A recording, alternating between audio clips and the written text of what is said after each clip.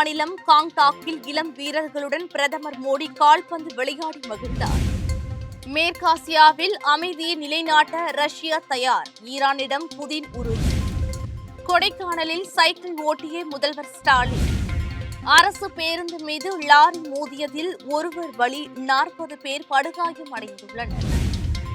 திருமலையில் 3 நாட்களாக நடைபெற்ற பரிணய உற்சவத்தின் நிறைவு நாளில் கருட வாகனத்தில் மலையப்ப சுவாமி எழுந்தருளி நாராயணகிரி தோட்டத்தை அடைந்தார். திருச்செந்தூர் கோவிலில் தாவேக தலைவர் விஜய் சாமி தரிசனம். மேற்கு வங்கத்தில் இறுதிக்கட்ட தேர்தல் பிரச்சாரம் நேற்றுடன் முடிவடைந்த நிலையில் 142 தொகுதிகளில் நாளை வாக்குப்பதிவு நடைபெறுகிறது. சிக்கிம் மாநிலத்திற்கு 2 நாட்கள் அரசு முறை பயணமாக சென்றுள்ள பிரதமர் மோடி அவர்கள் இன்று காலை காங்டாக்கில் உள்ள இளம் வீரர்களுடன் கால்பந்து விளையாடி மகிழ்ந்தார். இந்த புகைப்படங்களில் சமூக வலைதளத்தில் பகிர்ந்து பிரதமர் மோடி அவர்கள் இனிய காலை பொழுதில் காங்டாக்கில் இளம் நண்பர்களுடன் கால்பந்து விளையாடுவது போன்ற மகிழ்ச்சியான ஒன்று வேறு எதுவும் இல்லை. இந்த கால்பந்து பயிற்சி உத்வேகமும் புத்துணர்ச்சியும் அளித்தது.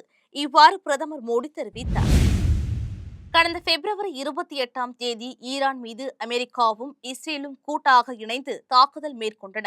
அதற்கு பதிலடியாக இஸ்ரேல் மற்றும் வளைகுடாவில் உள்ள அமெரிக்க நேச நாடுகள் மீது ஈரான் தாக்குதல் நடத்தியது.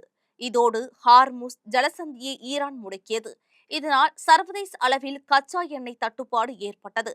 இந்த சூழலில் ஈரான் வெளியுறவுத்துறை அமைச்சர் அப்பாஸ் அரக்சி ரஷ்யா பயணித்துள்ளார். அங்கு அந்நாட்டு அதிபர் புதினை அவர் சந்தித்தார். இந்த போரில் தங்களுக்கு ஆதரவாக ரஷ்யா இருப்பதற்கு புதினிடம் அரக்சி நன்றி தெரிவித்தார். மேற்காசியாவில் அமைதியை விரைந்து உறுதி செய்ய எங்கள் அதிகாரத்திற்கு உட்பட்ட அனைத்தையும் செய்ய ரஷ்யா தயாராக உள்ளது என்று அப்போது புதின் தெரிவித்துள்ளார்.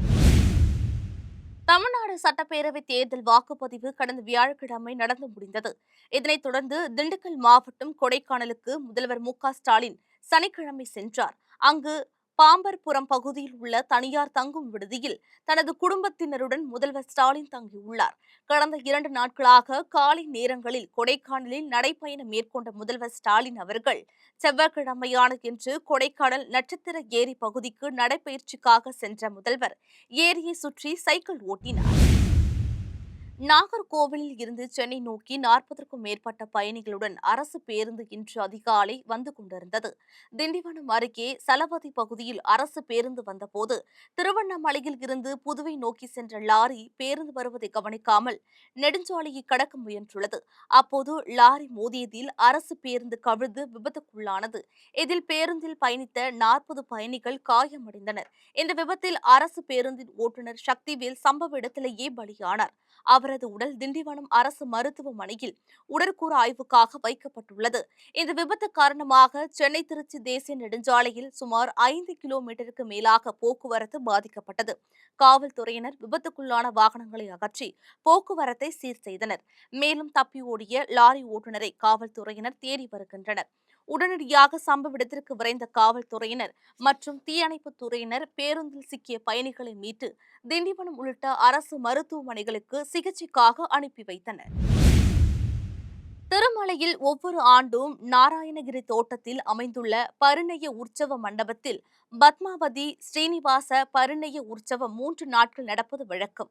அதன்படி இந்த ஆண்டுக்கான பத்மாவதி ஸ்ரீனிவாச பரிணய உற்சவம் 25ஆம் தேதி திருமலையில் உள்ள நாராயணகிரி தோட்டத்தில் தொடங்கியது. முதல் நாளில் மலையப்ப சுவாமி கஜ வாகனத்திலும், 2வது நாளில் மலையப்ப சுவாமி குதிரை வாகனத்திலும் எழுந்தருளி பக்தர்களுக்கு அருள் பாலித்தார். இந்நிலையில் 3ஆம் நாளில் கருட வாகனத்தில் மலையப்ப சுவாமி புறப்பட்டு உற்சவ மண்டபத்திற்கு வந்து பக்தர்களுக்கு அருள் பாலித்தார். தமிழக வெற்றிக் கழக தலைவர் விஜய் செவ்வாய்க்கிழமையான இன்று திருச்செந்தூர் முருகன் கோவிலில் சாமி தரிசனம் செய்தார்.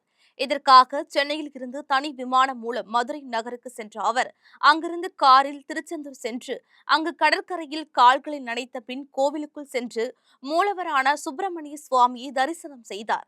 தொடர்ந்து அவருக்கு பூரண கும்ப மரியாதை செய்யப்பட்டது. அவருடன் தாவேக பொதுச் செயலாளர் ஆனந்த், கட்சி தொண்டர்களும் பங்கேற்றனர். அப்போது அவருக்கு வெற்றிவேல் நினைவு பரிசாக வழங்கப்பட்டது. தரிசனத்தை முடித்துக் கொண்ட பிறகு அவர் அங்கிருந்து புறப்பட்டார். மேற்கு வங்க மாநில சட்டப்பேரவை தேர்தல் ஏப்ரல் 23, 29 ஆகிய தேதிகளில் 2 கட்டங்களாக நடைபெறும் என தேர்தல் ஆணையம் அறிவித்தது. இங்கு மொத்தம் 294 தொகுதிகள் உள்ளன. இவற்றில் 152 தொகுதிகளுக்கு கடந்த 23ஆம் தேதி முதல் கட்ட தேர்தல் நடைபெற்றது. மீதமுள்ள 142 தொகுதிகளில் நாளை இறுதிக்கட்ட தேர்தல் நடைபெறுகிறது. இந்நிலையில் இங்கு இறுதிக்கட்ட தேர்தல் பிரச்சாரம் நேற்றுடன் நிறைவு பெற்றது. நாளை வாக்குப்பதிவு காலை 7 மணிக்கு தொடங்கி மாலை 6 மணி வரை நடைபெறுகிறது.